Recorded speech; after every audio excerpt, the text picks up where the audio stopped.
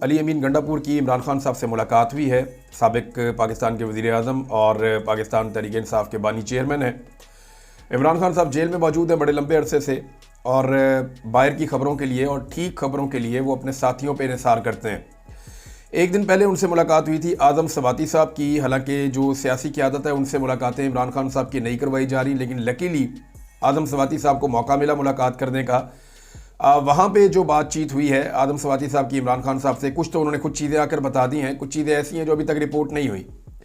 लेकिन एक चीज़ मैं आपको क्लियरली बताऊं कि इमरान खान साहब को उनकी पार्टी बार बार ये कह रही है कि एस्टेब्लिशमेंट के साथ बातचीत करने का मैंडेट आप हमें दें और हम बातचीत को आगे बढ़ाना चाहते हैं, और कुछ चीज़ें ऐसी हैं जिसमें इमरान खान साहब से इजाज़त दरकार है।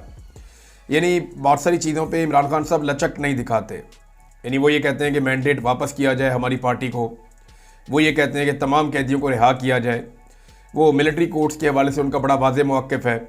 फिर 9 मई के ऊपर वो ये कहते हैं कि CCTV फुटेज जो है वो सामने लेकर आएँ और बताएं कि उस दिन क्या हुआ था। वो फुटेज तो मौजूद है ना, वो सामने लेकर आएँ, वो क्यों छुपाई हुई है। फिर 26 नवंबर पर उनका एक मौक़िफ़ है। तो इमरान खान साहब जो है वो कुछ चीज़ों के ऊपर बड़े स्ट्रेट फॉरवर्ड होकर खड़े हैं। अब पार्टी जो है वो वहाँ लचक पैदा करना चाहती है, और असल मामला कुछ और भी हैं। देखें, एस्टेब्लिशमेंट को इमरान खान साहब से डर भी लगता है।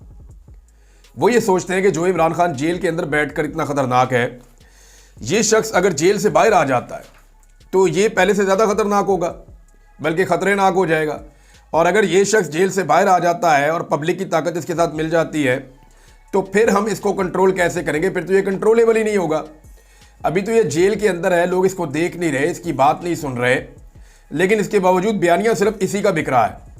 आप इवन ईद शोज़ उठा के देख लें, टॉक शोज़ उठाकर देख लें, आप कॉमेडी शोज़ उठाकर देख लें, आप किसी मोहल्ले की पंचायत उठाकर देख लें, आप किसी भी जगह पे किसी ड्राइंग रूम की गुफ्तगू सुन लें, पाकिस्तान के अंदर या पाकिस्तान से बाहर दुनिया में आप कहीं भी चले जाएं, जहां डिस्कशन होती है और कोई पाकिस्तानी शामिल होता है तो इमरान खान के जिक्र के बगैर वो डिस्कशन मुकम्मल नहीं होती।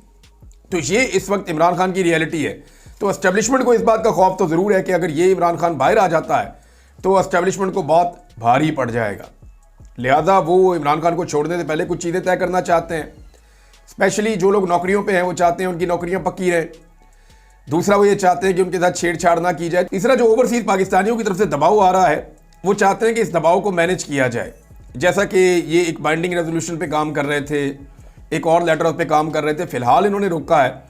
लेकिन जो विल्सन का बिल है वो भी गैर मौसर हो जाता है अगर इमरान खान साहब जेल से बाहर आ जाते हैं। फिर उस बिल की ज़रूरत नहीं रहती, उसको पास करने की ज़रूरत नहीं रहती। अब ये एक टिक टिक है जो चल रही है। दूसरी जानिब अमेरिका से एक वफद आ रहा है, और मेरी इंफॉर्मेशन के मुताबिक ये बाकायदा पाकिस्तानी हुकूमत को कह दिया गया है कि हमारा जो वफद अमेरिका से आ रहा है उसको इमरान खान साहब से भी मिलवाया जाए, या कम से कम इमरान खान साहब के जो पार्टी के सीनियर तरीन लोग हैं, मिसाल के तौर पे आरफ अलवी साहब से मिलेंगे, मे बी बाकी जो पार्टी के अंदर जो चेयरमैन हैं, जो बाकी अहदेदार हैं, सेक्रेटरी जनरल हैं या अपोजिशन लीडर हैं, ये लोग भी मिलेंगे।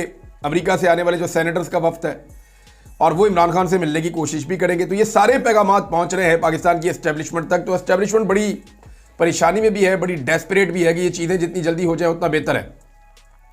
शो वो ऐसे करते हैं जैसे उन्हें फ़र्क कोई नहीं पड़ता, और उनके टाउट जो है वो वहाँ से यही तासुर लेकर आ जाते हैं कि जनाब फ़र्क ही कोई नहीं पड़ता, वो तो बहुत रिलैक्स होकर बैठे हुए हैं, वो तो कहते हैं इमरान खान किसी जगह पे नहीं है, वो तो कहते हैं जी हम ये कर देंगे तो हम वो कर देंगे। तो जो उन्होंने करना था उन्होंने करके देख लिया।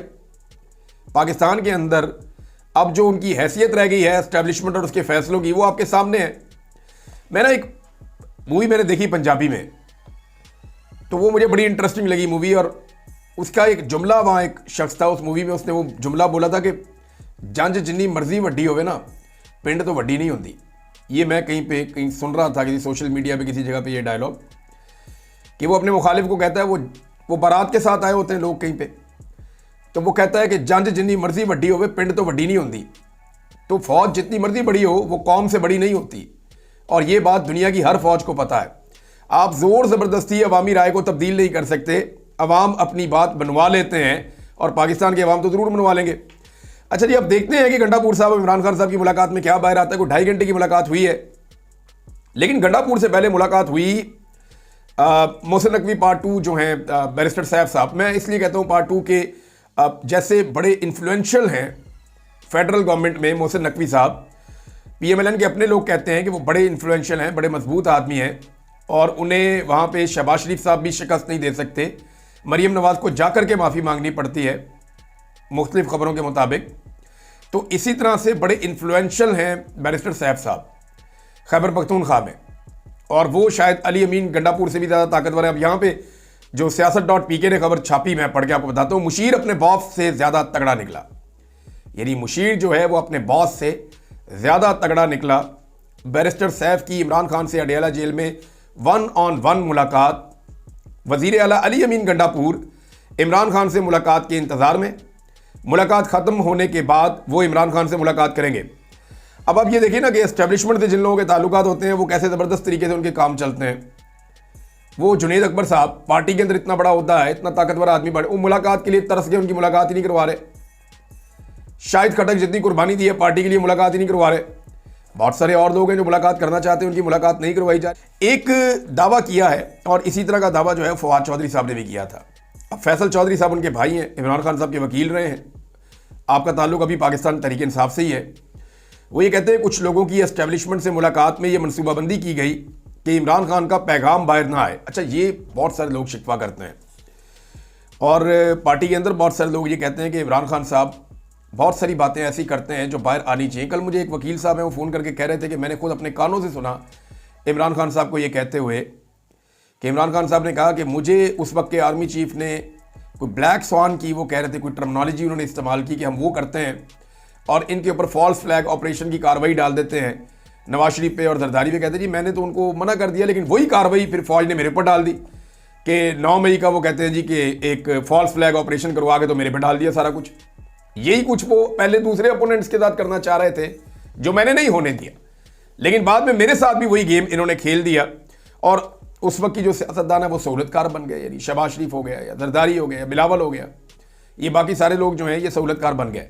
जरदारी साहब नाजरीन बहुत ज़्यादा बीमार हो गए हैं, उनकी हालत काफ़ी ख़राब है और उन्हें नवाब शाह से कराची के ज़ियाउद्दीन निजी अस्पताल में शिफ्ट किया गया है और अब पता चला है कि जरदारी साहब को कोरोना हो गया है और डॉक्टर ने यह कह दिया है कि उनको बिल्कुल आइसोलेशन में ले जाएं।